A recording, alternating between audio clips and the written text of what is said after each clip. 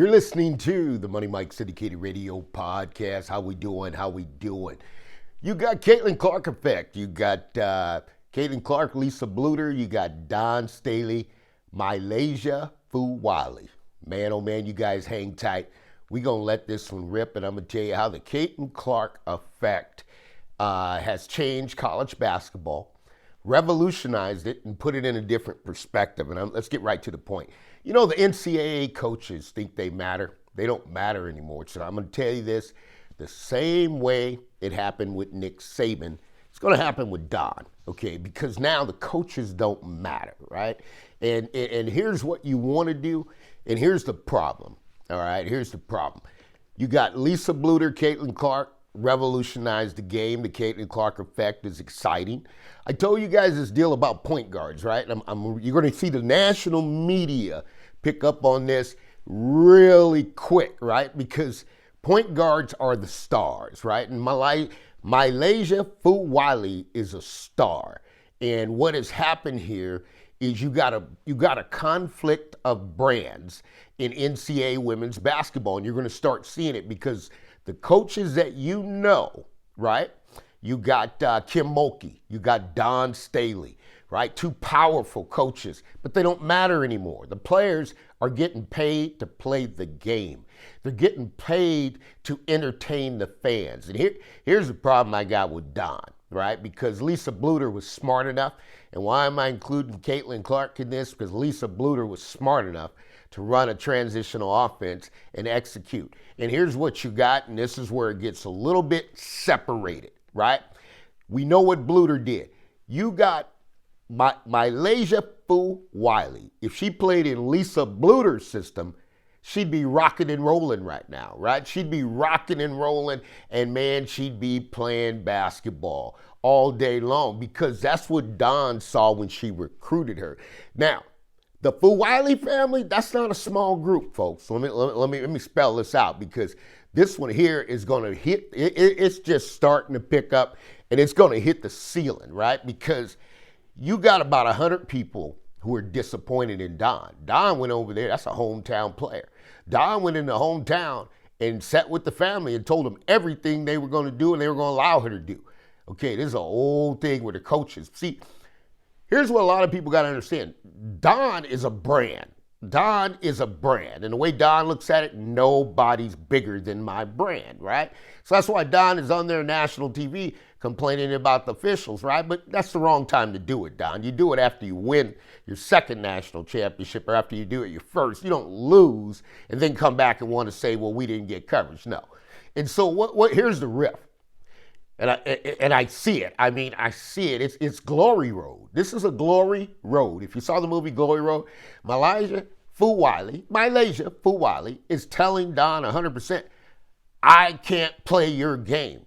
They are better than me at your game, Dawn. What's Dawn's game? I told you guys about the bigs, right? The bigs been the MVP. That's all Dawn knows. Dawn doesn't know how to have a point guard that's going to lead a team and is going to play like Caitlin Clark. Dawn doesn't know how to do that. Dawn has never done that, never seen it. And that's why you got players, I think I was looking at Raven Johnson, maybe it was a mistake, averaging 4 points a game, right? So here's the problem, folks. Dawn's game is not going to transition to the WNBA. But at the same time, they're in a system that won't transit. And then you got Dawn talking about none of you guys are ready, right?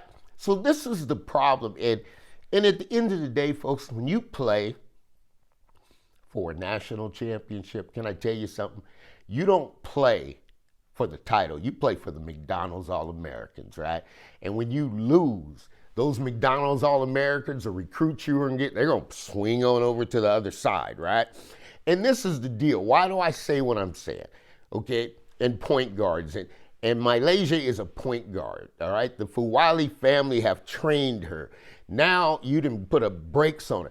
Imagine if she was out there playing with Juju Watkins, right, in USC. You'd see a whole different game. And Dawn had a lid on it, can't fix it, and now you're trying to justify it. Now she's in the portal. Why? Because you don't matter, right? And that's where college coaches are going to really, really, really understand. Because folks in the SEC, It's wild, wild west, man. That's like being from Tombstone. I mean, now the whole NCAA women's basketball, the Caitlin Clark effect, has gotten to the point that college coaches don't matter. Folks, I told you this in football, NCAA football. I said you got a problem because now the coaches who think they matter, they don't, right? The players have a brand. They have a fan base. They are making $1 million+ a year, and they do not have to tolerate. Now, let's go back to MiLaysia and why this concerns me, because I'm watching her do an interview with tears in her eyes. Tears in her eyes. It's like, come on, man. That was wrong. That piece right there, I can tell you is wrong, and I know the family's not happy, right? And it could be the best interest of Dawn to say this is what she needs, and to Dawn to say, when she said transfer for what? Because you're not allowing her to play her game, and her game doesn't fit you. And that's why you've seen the coaches who played in the NBA. Now, this is point guards who played in the NBA. They are big man dominant. They were taught how to pass the ball to the big. They were never allowed to play like Caitlin Clark. That's why the game wasn't entertaining. And that's why the Caitlin Clark effect, big difference, right? You look at what Juju Watkins is allowed to do, and you look at what the point guards on South Carolina. I mean, unless I'm missing it, and I'm looking at all the top point guards in the WNBA, how many of them from South Carolina that's running that ship? They were never allowed to, so now they'll never understand, folks. Hear me out on this one. In the NBA, the point guards run the show. When it comes to the media, when you get Magic Johnson tunes in, when you get Isaiah tunes in, you get Steve Nash gets on there, you get John Stockton be a guest on the show. Everybody's going to want to hear that because the point guards are the stars, right? I mean, in the WNBA transition, this is a huge transition. Why? If you look at ESPN, what do you see? A lot of bigs, right? You see Lobo, you got McNutt, you got nothing but bigs. You don't have no point guards, right? And then you get an Eskew where everybody likes the point guard. Who sells the most shoes? The point guard does, right? Folks, this one here has gotten away from Dawn, right? It's gotten away from Dawn, and Dawn has a brand, but Dawn doesn't matter anymore, right? Because now you're in an environment, and this is where I was always said, you're gonna have to open this up and let the players go pro that want to go pro. Because now you're creating a situation where I can't deal with you for 4 years. The family, as much as they love you, they can't deal with you anymore, Dawn, because Dawn went in there and recruited this young lady and told them what she was going to allow to do. This young lady got to the program and that disappeared. And that's why MiLaysia Fulwiley said, I got to do what's best for me, right? Because I'm watching this lady is running tears. She's trying to be mentally strong, and I looked at the family, folks, and you're talking South Carolina, man. You're talking John Morant, right? You got to understand how this works. And when you take a hometown player, Don, you have a duty and responsibility regardless if that player can't play or not. You said you'd put them on the floor. They played 30 minutes a game. They got him there. Now she's playing 15. All right. Now her system, the way her game is, doesn't fit your brand, right? Because you're not a wide out player, right? You're not playing that open style of basketball. What you have them do is transition, go, and have more strength inside. And that's why Carolina, man, I mean, for Dawn, it's going to be harder for her to win a national championship. And folks, let me tell you why. It's because Dawn's transition defense is horrible. It's horrible. Anybody could beat that, right? And if you don't play the open-end transition offense, how are you ever going to get to the transition defense, right? So this is two different games. And with Dawn, I tell you, Caitlin Clark effect, it's changed the game. And the NCAA coaches who are coaching now, you don't really matter. And at the end of the day, that's why you're going to see a young coach. This is what you got now. Here's the new way to adapt to that young coach that just won a national championship at Florida, right? Coming out of my hometown, San Francisco. Why? Because he's more adapted to the players the way they play. This old school, you look at Mulkey, man, she's going to have players going in and out because Mulkey still thinks I matter, right? You get the coaches who want to be the big brands are going to have the most problem, right? Mulkey wants to be her own brand. That's why Mulkey has problems, right? So Dawn wants to be bigger than the player. And it shouldn't be that way. The player is bigger than the program. And that's why you recruited the player in this day and age with players having brand and social media. And folks, at the end of the day, the WNBA is entertainment, right? And it's going to be entertained by the point guards and the wings. I mean, the bigs, you got to come on out and you'll follow up behind. But there's not going to be any more dominance of this game because it's too wide open. It means you have to run the floor, right? You got to run the floor. You got to shoot it well, right? All these things are there.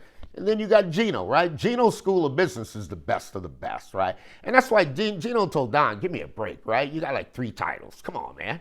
Compared to my 35 or 40 or how many other players Gino's had. But Gino's always relevant to the game. That's why Paige Beckers comes out, plays the game where it's supposed to be played. Guy, coaches got to adapt. If you don't adapt, there's a perfect example, right? You got Duke. Coach K said, I never do one and dones, right? After Kentucky spanked them around a couple times, you know what he did? He adjusted and went to one and dones, right? That's why I always will say with Lisa Bluder, outstanding coaching job, because a lot of coaches want to stick to what they know and they want to stick to their offense, and that's what Lisa Bluder didn't do. Okay, they made adjustments because I got a great player. Is Dawn willing to make those type of adjustments for the future players? No. Okay, because nobody's bigger than the program, nobody's bigger than my brand. And that's the fact of life. But then again, Money Mike's going to tell you right from the gut. I promise you, it's my opinion, but it's turning the truth, right? And I'm giving you the facts before it happened. Coaches don't matter. Not today.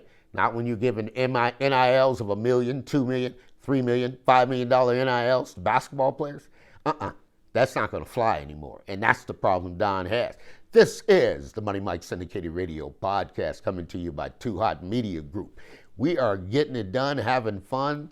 We got a WNBA draft coming. It's going to get exciting. We'll see you soon.